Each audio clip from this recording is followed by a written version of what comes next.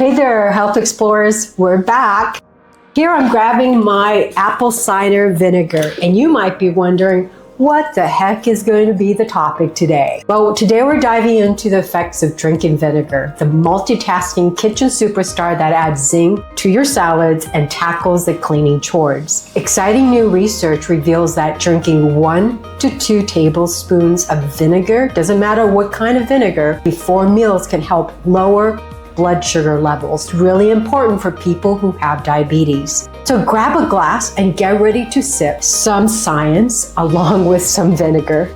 Here, I already mixed 2 tablespoons of apple cider vinegar with cold water. That's my preference. The more water, the better it is for your teeth because the acidic acid in the vinegar can cause wear and tear on your tooth enamel. But let's pause for a moment. Does it actually live up to the hype? Is there any science behind these claims? Well, sort of.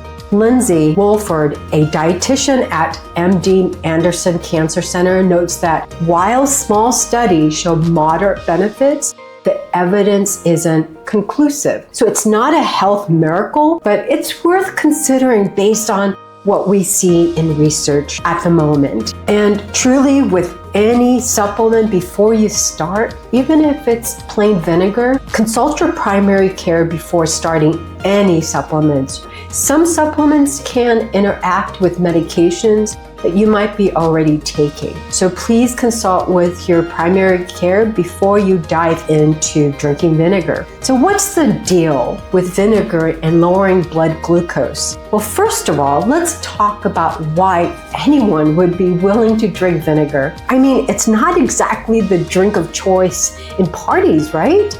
But here's the kicker. Research suggests that taking a shot of vinegar before meals can help control blood glucose levels. Who knew something so sour could be so sweet for your health? Well, before we get ahead, let's break down what happens when you drink vinegar before a meal. Well, studies have shown that it can reduce post-meal blood sugar spikes by up to 20%. So that's like getting a 20% discount on your favorite dessert. And who wouldn't want that? But that doesn't mean that you add on another 20% of a different dessert. So with vinegar, some studies also claim that vinegar may help lower cholesterol, weight loss, and gut health. Now we'll talk about these claims in future videos, but today's video we're going to be focusing on vinegar and what research shows in terms of lowering glucose level in your blood. Now before you start chugging it straight from the bottle, remember that apple cider vinegar is very, very acidic.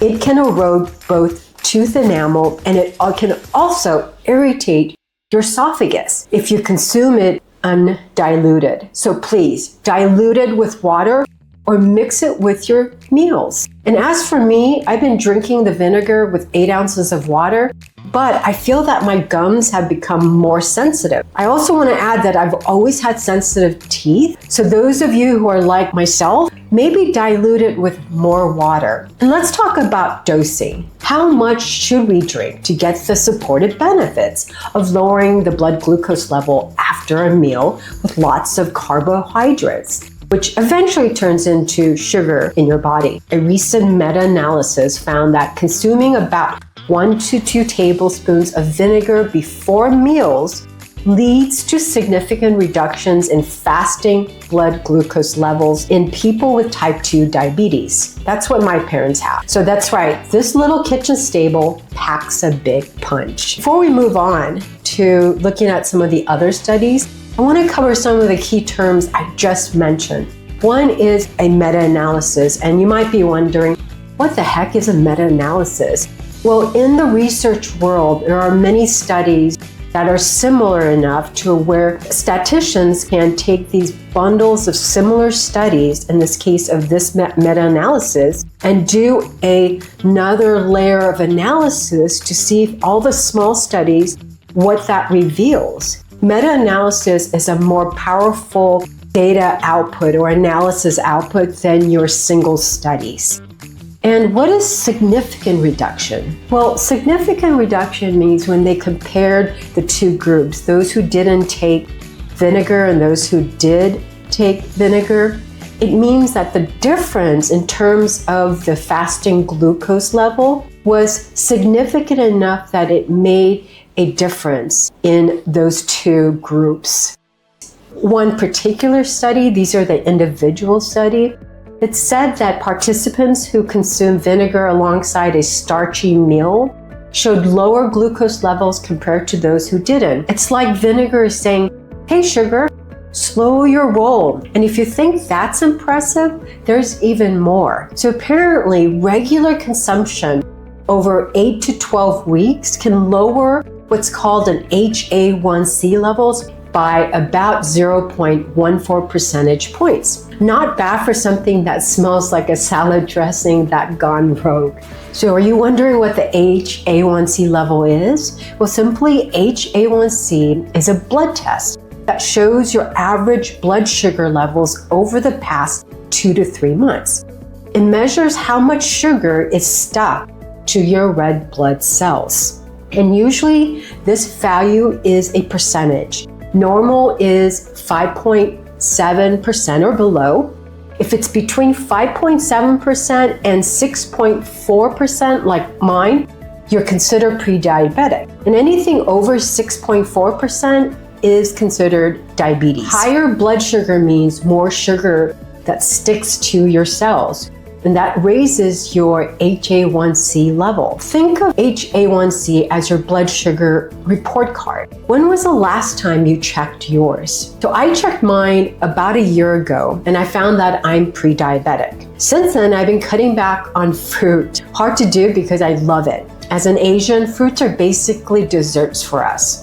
So if you visit a Korean home and get apples after dinner, don't be surprised, it's our version of a cake or cookie. I also wanted to mention, when was the last time you checked your HA1C? Because that can give you an indication whether you're pre-diabetic or not. And that can give you some clues as to whether you need to start modifying your diet and perhaps engaging in exercise. And that's what I did. I stopped my fruit intake. I also started incorporating exercise as much as possible in my given free time. Another caveat I think we need to look at in terms of HA1C. When was the last time you checked maybe your parents' HA1C? We had an issue with my dad who does have diabetes, and his HA1C was at 10% for almost a year. And none of his primary care doctors, his specialists, did not tell him that his HA1C was that high.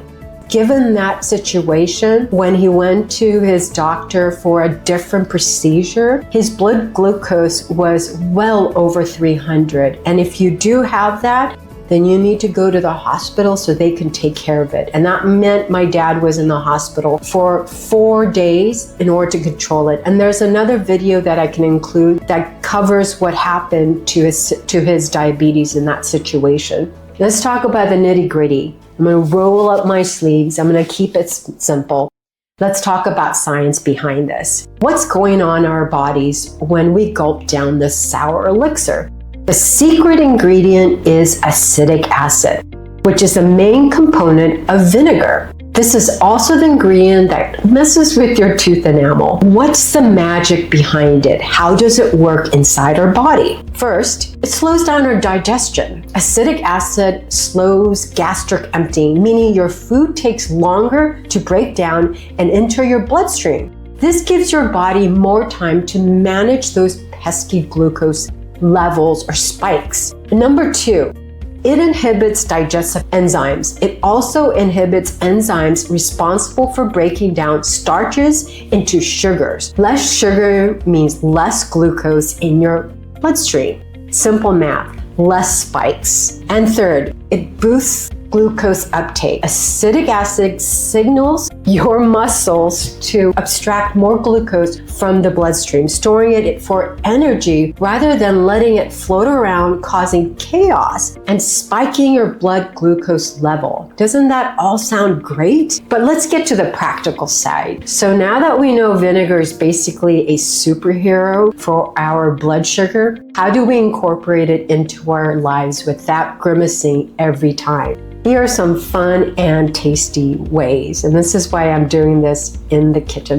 So you can mix 1 or 2 tablespoons of vinegar in a glass of water and sip it before meals. It might take some getting used to, but hey, so did kale, right? You could also dress it up, drizzle it over salads or veggies. Not only does it add flavor, but the fiber from the vegetables also helps with blood sugar control. You can also use vinegar to marinate your meats or tofu. I particularly like it with tofu. Your dinner will be both delicious and diabetes friendly. Hey, with anything that's good, I have some few caveats. When vinegar might not be your best friend. Now, before you start chugging vinegar like it's going out of style, let's cover some important caveats. With anything else in life, moderation is key. Too much vinegar can lead to digestive issues or even dental problems due to acidity. Always dilute it. And with anything in terms of any supplements, if you're on medications for diabetes or have health concerns, check with your healthcare provider. In conclusion, drinking vinegar before meals can be a tangy way to help control blood sugar spikes and improve overall metabolic health. So the next time you're about to dive into that heavy carby meal, consider reaching for the vinegar instead of the soda. Thanks for tuning in, everyone. If you found this video helpful or if you just enjoyed my sour puns, give it a thumbs up and subscribe for more health tips. Now stay tuned for more information of whether drinking vinegar lowered my HA1C level. In conclusion, drinking vinegar before meals can be a tangy way to help control blood sugar spikes and improve our overall metabolic health. So next time you're about to dive into that carb-heavy meal, consider reaching for the vinegar instead of the soda.